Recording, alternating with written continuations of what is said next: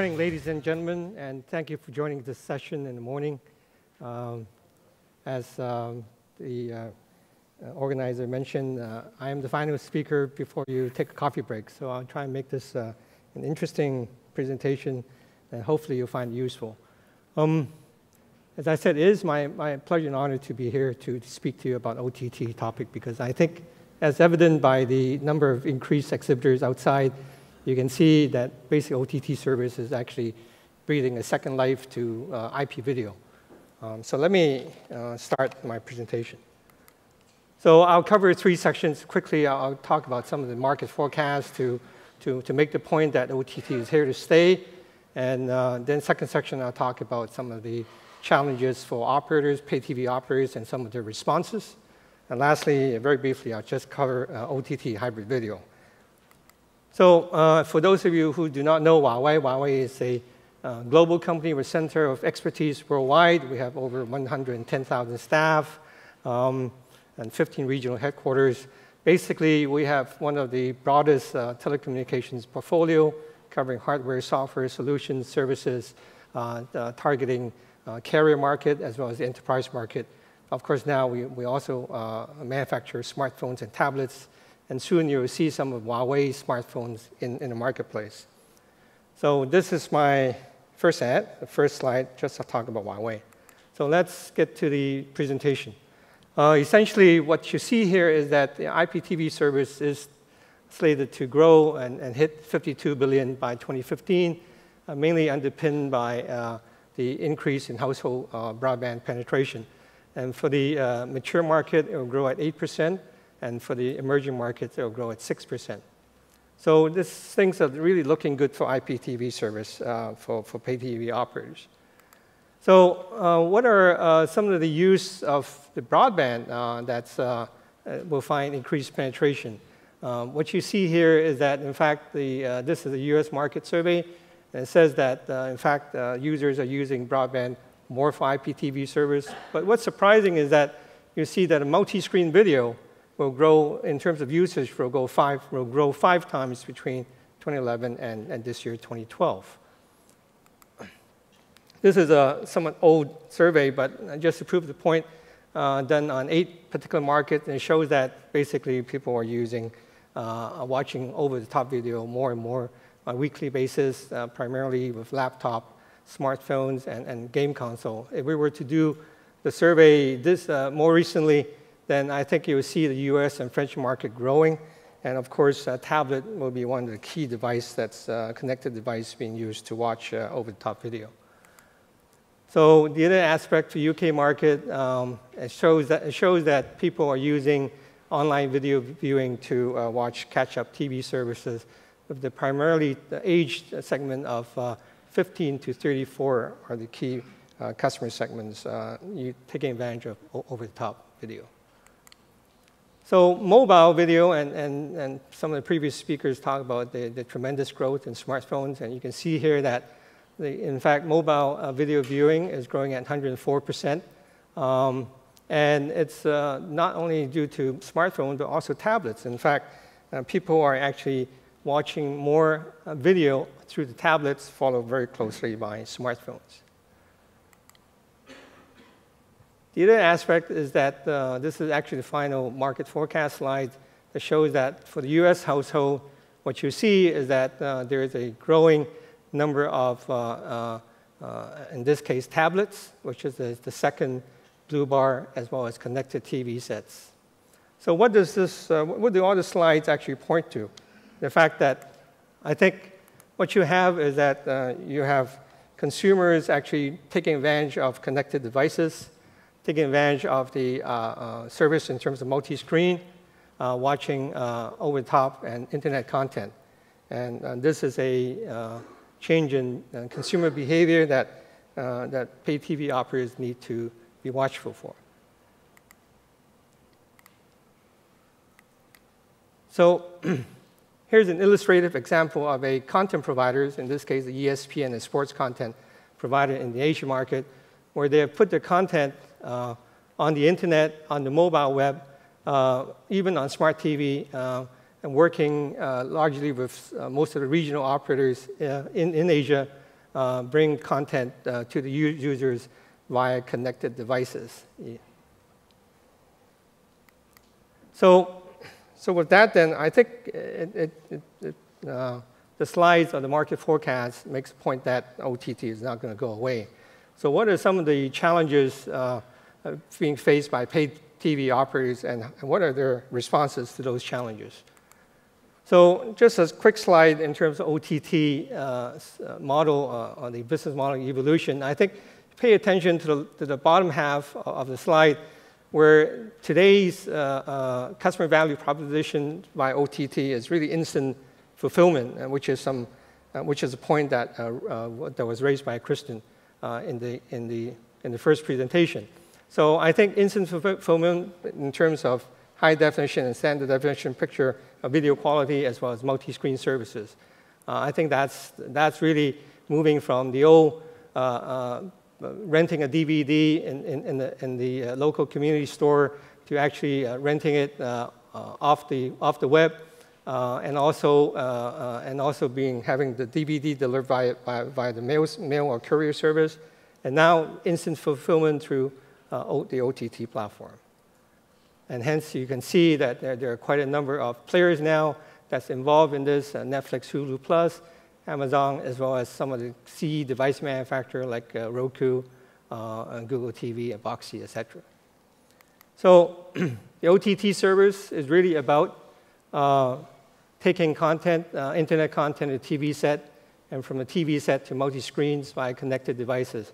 So OTT is different from IP&TV from a standpoint. It's delivered over unmanaged network. It's unicast, and it's made available through multiple connected devices.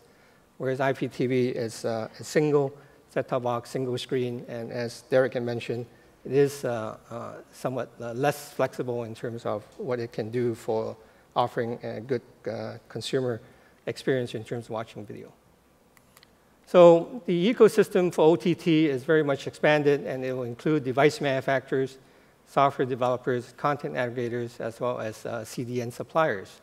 I think very different from, I think, what the traditional pay TV operators are used to, but nevertheless, this is the new way of doing business, and as evident by some of the exhibitors here at the forum, I think you can see that it's really a much expanded, a broader ecosystem. So the threats, OTT key threats to operators, I think we talk about disruption, we talk about disintermediation, the telco or pay TV operator being removed as the intermediary, losing that direct relationship with the customer for the content services. That's certainly a threat. The rising network costs. If you're a broadband, if the pay TV operator also provided broadband services, clearly I think the OTT service being offered by a third-party company will have an impact on the network in terms of delivery of broadband services. And also the ARPU in terms of, because OTT pricing seems to be very aggressive, and how that impacts on pay TV operator, in particular telco, trying to move into the content service arena. So, but there is a light, there is a bright side to the picture in this case. Because OTT operation, OTT service does provide for increased customer reach. You can actually deliver OTT service via 1 to 2 meg broadband services. So that increases your reach if you have not rolled out a fiber network on a countrywide basis. You can also have different distribution channel by the connected device, CE device manufacturer in terms of marketing and service. The new revenue stream will come from apps, content, and advertising services, and also increase broadband revenue for heavy users. You can actually push people to take a higher bandwidth package, especially those who like to download a lot of movies. The other aspect of revenue, new revenue stream, is the fact that the pay TV operator does have direct customer billing relationship. You can offer CDN service. I think the speaker from Alcatel-Lucent alluded to that, and as well as cloud service for apps and subscriber management and so on, content management. And the other aspect in terms of opportunity is that because you have different platforms delivering content services, There's a possibility in terms of optimizing your costs over a much larger customer base. And lastly, increase customer retention through offering a more content personalization, as well as offering OTT service as a VAS to existing pay TV service. And I'll have a slide to talk to that in more details. So the option that we see in terms of is open to the operator is that if you have an existing pay TV service, you may want to make that OTT service on an exclusive basis to your existing pay TV subscribers.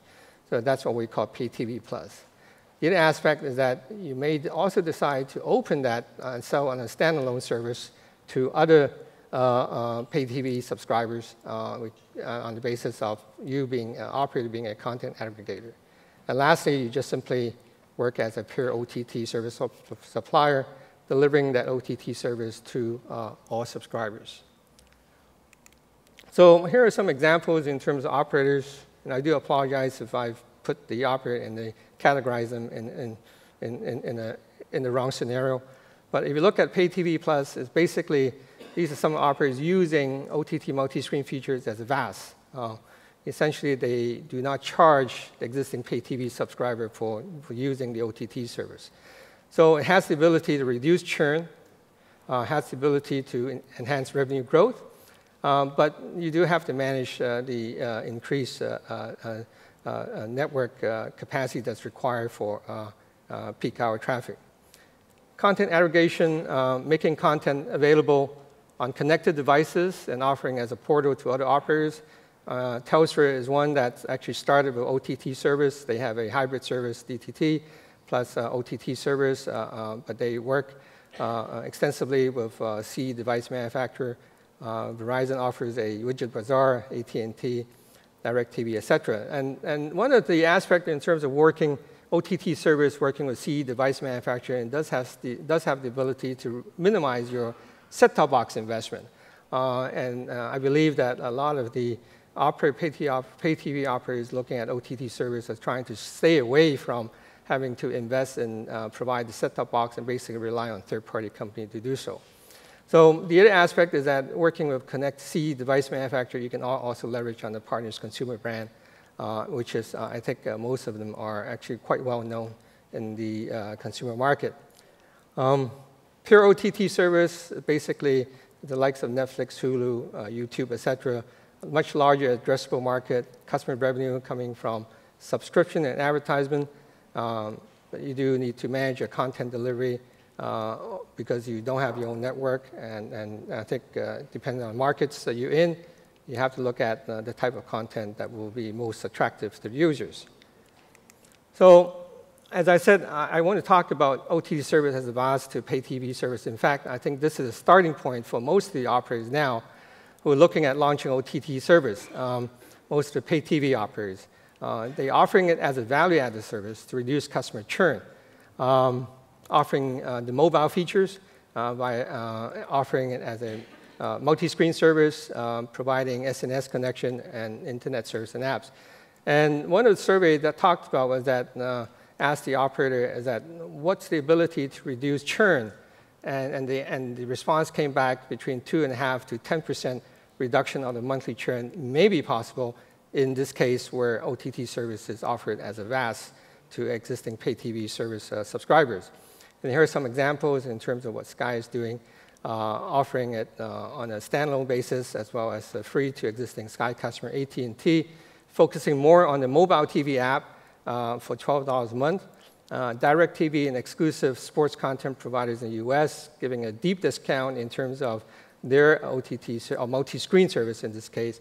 Comcast signing up with video content providers for multi-screen service, and Cox, again, offering 30 national channels and streaming to 5 iPad devices concurrently, service free to internet and TV customers. So the revenue model that came back in terms of the survey was that operators see that making money on OTT service will come from a la carte channels, live TV channels, pay-per-view, advertising, whether it's local advertising or multi-screen advertising. I think right now, I think the business model for OTT service still needs to be proved out.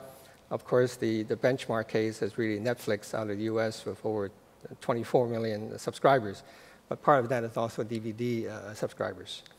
So the strategic consideration in launching OTT service, you need to decide in terms of whether you want to make a defensive play as a churn reduction, or aggressive play going after new market, new service, new revenue streams.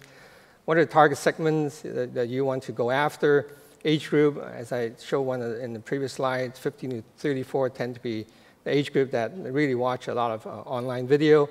The different markets, the home market versus outside of your home market, because that's certainly possible. You want to go after new customers or existing customers. And lastly, the screens, whether it's TV, PC, mobile, or tablet. And of course, mobile is the major attraction in terms of OTT. Mobiles, in terms of OTT service, is one of the key drivers for OTT. So as you consider those strategic objectives, then of course your implementation consideration could be different. A service model could be a convergent TV viewing experience across all screens, or hybrid approach. Content, you need to, because of a different age segment that you're targeting, it could be the different type of content, linear, non-linear, local, international content, and you need to manage rights ownership, acquisition, etc. Technology, if you go hybrid, you may want to consider a hybrid option of DVB-S plus OTT or IPTV OTT. And of course, you also need to partner with a device manufacturer. And lastly, I think some operators that I've spoken to are talking about setting up a separate unit to actually manage OTT outside of the existing pay TV service, be IPTV or cable. So pay TV operators can deploy OTT as a complementary service to existing pay TV service for customer retention and extending market reach for revenue growth. The key challenges remain are that they need to position OTT service in a way that they will not cannibalize their existing pay TV service. They need to manage content rights across the multiple platform and devices, and of course, develop partnership with device manufacturer, content aggregators, and software developers. Lastly, I think product pricing will be very important in terms of trying to achieve quick market penetration and to build scale. So moving on, I think we need to talk also about OTT in terms of its combination as a hybrid video service. If you look at this slide, then I think we bring in OTT under network agnostic, but actually an OTT service that can be combined on a hybrid basis through a hybrid box, delivering content both on DVB-S and OTT for VOD service and multi-screen, or IPTV and OTT. So most of the key drivers for going hybrid video, I think, are well known to the audience, so I will not cover that in detail. So I think a hybrid approach to OTT is certainly something that pay TV operator can consider.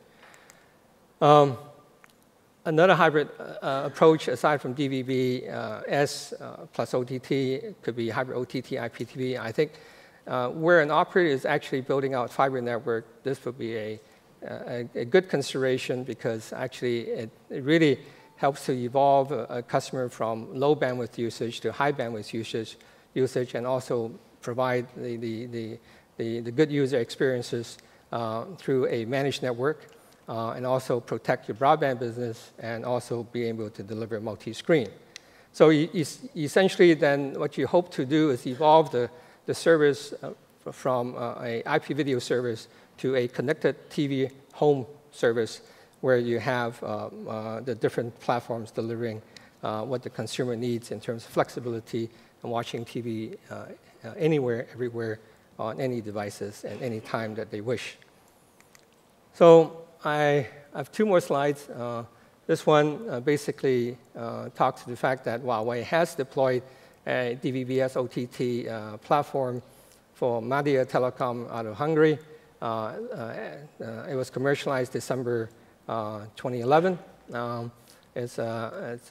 Live TV is coming from the satellite platform. The VOD service from OTT, and the OTT applications that we were asked to integrate were, of course, YouTube, Facebook.